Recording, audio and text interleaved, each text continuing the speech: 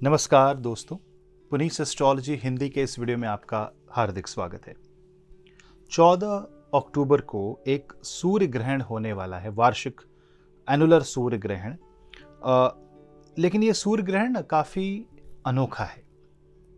ये सूर्य ग्रहण ऐसा सूर्य ग्रहण है जो 2 राशियों पे सर्वाधिक प्रभाव डालने वाला है। और इसमें तो जो ग्रह सूर्य ग्रहण के कारक हैं यानी कि राहु केतु, उसमें केतु के साथ सूर्य का ग्रहण लगने वाला है। लेकिन पता है इसमें अनोखी बात क्या है कि केतु और सूर्य दोनों अलग अलग राशि में उपस्थित हैं। यानी कि यह स्वाभाविक है कि यह ग्रहण भारत में दिखाई नहीं देगा, क्योंकि रात को करीब 8:30 बजे यह ग्रहण लग रहा है, जिसकी वजह से न सूतक हमारे ऊपर सूतक का कोई रेस्ट्रिक्शन नहीं है और एस्ट्रोलॉजिकल इम्पैक्ट इसका अधिक है। उसके बारे में इस वीडियो में विस्तार से बात करेंगे। चैनल को सब्सक्राइब करें, वीडियो को शेयर करें, अपने प्रियजनों और मित्रों में और अपने परिवारजनों में ज्योतिष की बात को आगे बढ़ाएं। वीडियो को शेयर करके लाइक करें और अपने व्यूज कमेंट सेक्शन में अवश्य डालें। सूर्य ग्रहण एक एस्ट्रोनॉमिकल इवेंट है। ये एक ऐसा इवेंट है जिसमें स्वाभाविक है हर साल 2 बार सूर्य ग्रहण होगा, कभी दिखेगा कभी नहीं दिखेगा। पर ज्योतिष शास्त्र में जब सूर्य ग्रहण होता है, इसका मतलब यह हुआ कि सूर्य की उपस्थिति या तो राहु के समीप होगी या केतु के समीप होगी। और अगर यह सूर्य ग्रहण केतु से बनता है, यानी केतु और सूर्य की युति अगर आती है तो वो सूर्य ग्रहण कहलाती है। तो यहां पे जो व्यक्ति जिनका कॉन्फिडेंस बहुत ज़्यादा नेगेटिव है, जो अपने आप से बहुत ज़्यादा सक्सेस नहीं पा सकते, उनके लिए एक बहुत अच्छा समय होता है। क्योंकि कई बार केतु क्या करते हैं कि आपकी सूर्य से आने वाली जो बुराइयां हैं उसे ढक देते हैं। हम हमेशा पता नहीं ग्रहण को इतना नकारात्मक क्यों मानते हैं। ग्रहण वो समय है जब आप वो कर सकते हैं जो बाकी दिनों में नहीं कर सकते। इसमें असंभव को भी संभव किया जा सकता है अगर आपकी उतनी साधना है। ग्रहण एक ऐसा समय है जहां आप अपने मंत्र जाप करके मंत्रों को सिद्ध कर सकते हैं गुरु कृपा से, और आप अपने कुंडली के दोषों को भी रिजॉल्व कर सकते हैं। हाँ, ग्रहण जो होते हैं वो ट्रिगर पॉइंट्स की तरह काम करते हैं। कभी 40 दिन बाद असर दिखाते हैं तो कभी तुरंत दिखा देते हैं। निश्चिततः जिन जातकों की कुंडली में सूर्य बली है, उन्हें ये ज्यादा अधिक फील होगा, क्योंकि आपका सूर्य बहुत पावरफुल है। उसकी किरणें आपको पोषित करती हैं, और उस पर अगर ग्रहण लग जाए तो एक बाधक, एक अवरोध की स्थिति उत्पन्न होती है और आपको कॉन्फिडेंस में कमी नजर आ सकती है। घर परिवार में टेंशन, पिता के स्वास्थ्य की चिंता, यह सब आपको सता सकती है। यहां पे जो 2 राशियां सर्वाधिक प्रभाव में आ रही हैं वो हैं कन्या और तुला राशि, क्योंकि तुला राशि में बनते हैं केतु और कन्या राशि में है सूर्य। और सूर्य कन्या राशि के अंत और केतु तुला राशि के स्टार्टिंग में, लेकिन चूंकि वो वक्री चलते हैं तो वो तुला के अंत में इफेक्टिवली उपस्थित हैं। और कन्या और तुला के जंक्शन, उनके बीच में संधि जगह पे ये ग्रहण लग रहा है। और आपको ये भी देखना आवश्यक है कि इस वक्त कन्या राशि में बुध भी उपस्थित हैं और तुला राशि में मंगल उपस्थित हैं। यानी ये वायलेंट रूप ले सकता है, यानी कि आपको छोटी सी बात इंसल्ट फील हो सकती है और आपका एक नीजक रिएक्शन आ सकता है। यह भी देखना है कि आपकी अगर मीन राशि है, यानी कि आप मीन राशि के जातक हैं, तो आपको काफी घुटा सा फील हो सकता है और यहां पे धन संबंधित या स्वास्थ्य संबंधित चिंताएं भी आ सकती हैं, क्योंकि ग्रहण आपके अष्टम भाव में बनेगा। किस तरह से अष्टम भाव में बनेगा? क्योंकि सूर्य की गति केतु की तरफ बढ़ रही है और केतु उपस्थित हैं अष्टम भाव में। किनके लिए? मीन राशि वाले जातकों के लिए। तो आपको थोड़ा ध्यान रखना है। सूर्य तो कन्या राशि में, लेकिन केतु जो ग्रहण करने आ रहे हैं वो अष्टम भाव में उपस्थित है और मंगल भी अष्टम भाव में है। अच्छी बात क्या है इस ग्रहण में कि इस ग्रहण पे शनि की कोई डायरेक्ट दृष्टि नहीं है, मंगल की भी कोई डायरेक्ट दृष्टि नहीं, हालांकि मंगल की इन्वॉल्वमेंट है थ्रू केतु, पर यहां पे डायरेक्ट शनि की दृष्टि नहीं है। पर यहां पे किन्हें कष्ट हो सकता है? जो सरकार में है। यहां पे कुछ करप्शन केसेस बाहर आ सकते हैं, कुछ मानहानि की बातें हो सकती हैं, कुछ देश विदेश में पॉलिटिकल स्थिति अचानक से बिगड़ सकती है, अचानक से बदल सकती है।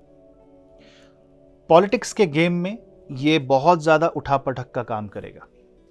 मार्केट करेक्शन भी इसमें हम देख सकते हैं। तो आप अगर इन्वेस्टमेंट करते हैं तो काफी सावधानी पूर्वक अपने धन को निवेश करें, क्योंकि यहां पे मानसिक रूप से काफी ज्यादा इसका असर होगा। साथ ही साथ आपको यह भी देखना है कि आपके जीवन में जो आत्म कारक है, यानी कि आपकी निजी कुंडली में जो ग्रह सर्वाधिक डिग्री लेकर के कुंडली में उपस्थित है, वो ग्रह भी इस ग्रहण के कारण अफेक्टेड होगा।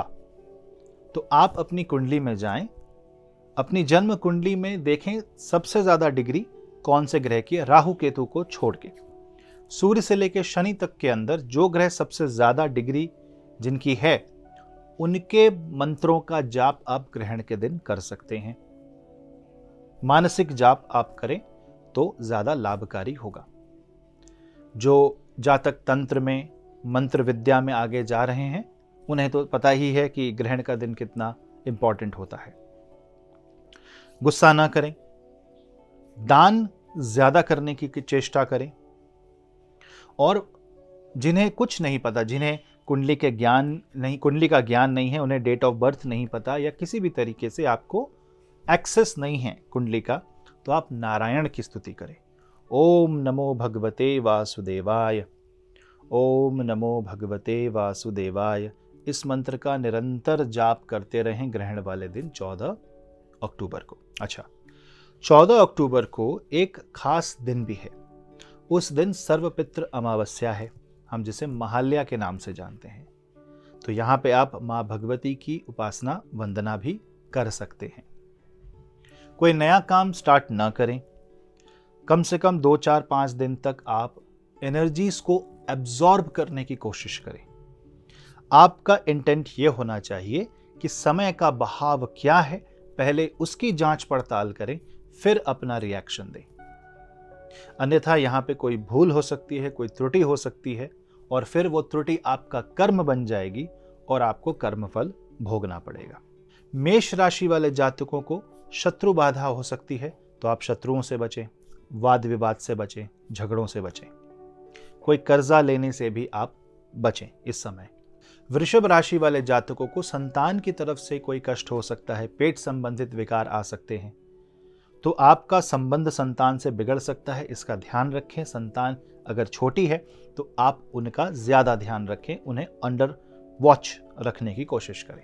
अगर आपकी मिथुन राशि है तो आपकी मां की सेहत के प्रति आपको ध्यान रखना चाहिए, अपने हृदय संबंधित सेहत का ध्यान रखना है, टेंशन स्ट्रेस नहीं लेना, और वाहन चलाते वक्त या घर में कोई सफाई करते वक्त चोट लग सकती है, इसका भी ध्यान रखना है। ऐसे समय में नए वाहन की या नए घर की बुकिंग ना करें।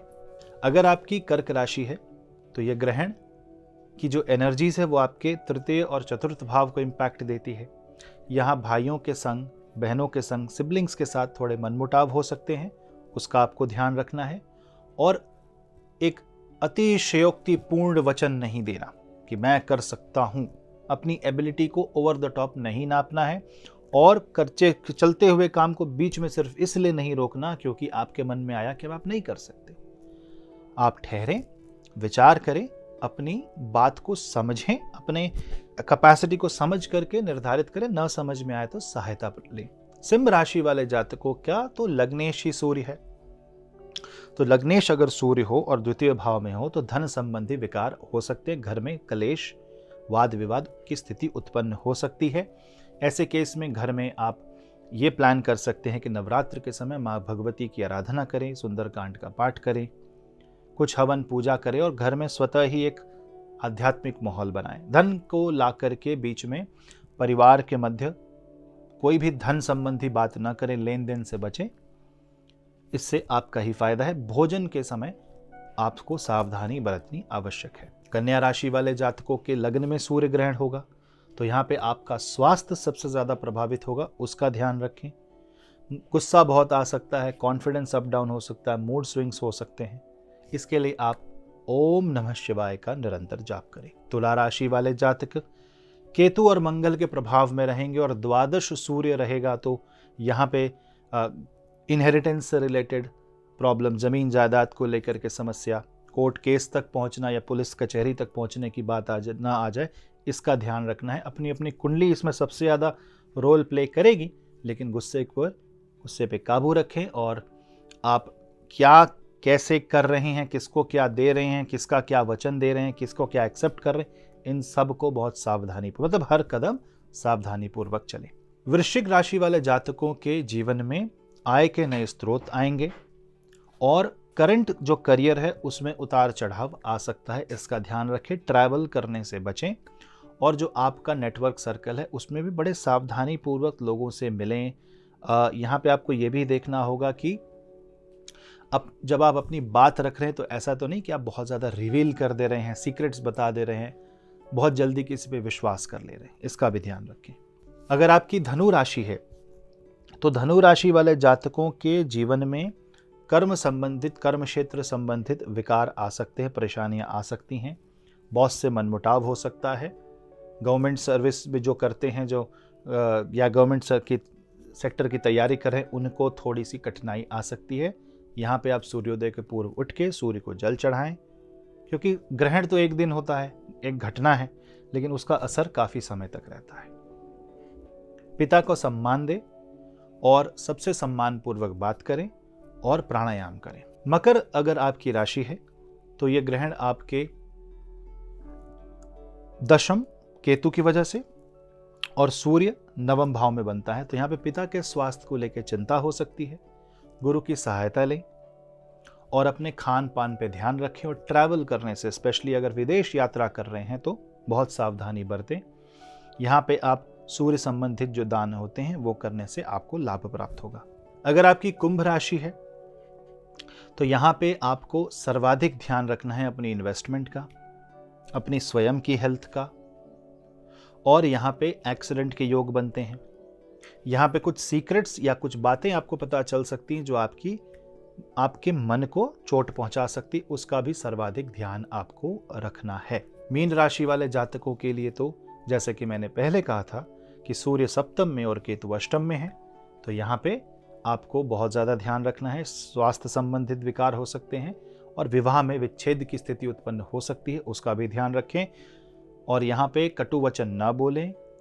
एंग्जाइटी से बचने के लिए ओम नमः शिवाय का जाप करें और सूर्यदेव को जल चढ़ाएं। नवरात्र का समय है, इसमें माँ भगवती की आराधना करें। तो इन छोटे छोटे उपायों से आपकी बहुत बड़े बड़े कष्ट दूर हो सकते हैं, अगर बस हम थोड़ा सा जो ग्रह गोचर है उसका ध्यान रखें, उसे ट्रैक करें। देखिए, सब तो पारंगत नहीं हो सकते ज्योतिष विद्या में, ना सब ज्योतिषी के पास जा सकते हैं, समय के अभाव के कारण, कम्युनिकेशन के अभाव के कारण, या आप उतने सक्षम नहीं हैं। तो ऐसे केस में क्या हम उपाय नहीं कर सकते? ये वीडियो ऐसे ही काम आते हैं ताकि ज़्यादा से ज़्यादा लोगों तक ये बात पहुंच सके और आपको ये पता चल सके कि क्या उचित है, क्या अनुचित, और बेसिक हम क्या कर सकते हैं। देखिए, कलयुग है और कहते हैं ना कि कलयुग में तो सिर्फ भगवान का, ईश्वर का नाम मात्र लेने से उद्धार हो सकता है। हम तो इतना ट्रैक कर रहे हैं, उसमें तो हम एक ऐसी स्थिति उत्पन्न कर सकते हैं जिसमें हम अपने आप को ग्रहों के साथ अलाइन करके अपनी एनर्जी को पॉजिटिव बना सकते हैं। आशा करता हूं कि इस वीडियो से आपको लाभ प्राप्त होगा। अवश्य इस वीडियो को आप शेयर करें और ग्रहण से डरने के बजाय केतु और सूर्य की जो ऊर्जा है, जो कि इंटरनल सोल सर्चिंग की एनर्जी को बताता है, उस पे आपको जाना है। इंटरनल सोल सर्चिंग में आपको फोकस करना है, स्पिरिचुअलिटी पे ध्यान देना है। बस इतना ही। मिलता हूं मैं आपसे अगली वीडियो में, तब तक के लिए नमस्ते।